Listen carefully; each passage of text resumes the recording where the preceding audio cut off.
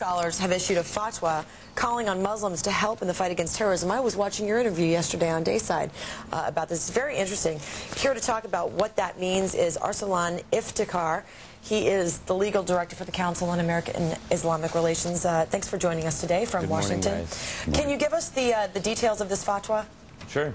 Well, first of all, a fatwa is the Arabic term for a religious decree given by Islamic scholars. Now, these sorts of decrees or religious opinions can range from anything on everyday issues like mortgages or very serious issues like terrorism. And the fatwa, which was issued earlier this week by the largest umbrella jurisprudential Islamic organization in America, categorically condemns terrorism and criminal acts against civilians in all of its forms, and is meant really to send a resounding message both to the general American community and the Muslim community worldwide that American Muslims stand firmly along with Muslims worldwide in the fight against terror. Once again, the Muslims are put on a defensive here, defending their ideology as well as their religion.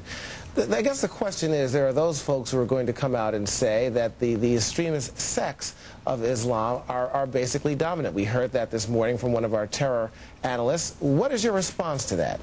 Well, my response to what Mr. Short said earlier is that there's really no way to gauge exactly how how many people adhere to a certain ideology. The fatwa had an equally resounding message to the American Muslim community here within as well, because essentially what it was saying is that here are the leading imams and scholars of Islam in America, people who have been respected in the community for years, telling people who might have criminal fringe intentions that they will be given absolutely no sanctuary within our communities here in America. So why now? Why is it so important? And I agree with you. I think you got to be really proactive on this and really get the message out, your positive message. Is that basically why now you think moderate Muslims especially should really step up to the plate and say, we are condemning these bombings? Well, we've always condemned the bombings. That's something that needs to be, categorically clear to your viewers. Right after September 11th, the major Muslim organizations took out full-page ads in the Washington Post. Major newspapers took out TV ads. For example, our organization CARE, at the same day that we released the fatwa press release, we came out with a public service announcement in which we had everyday American Muslims condemning terror in all of its forms. Now, this is being broadcast all around the country and has been dubbed into Arabic, Urdu, and other languages to be broadcast worldwide as well, and can be seen at our website at www.cair.com.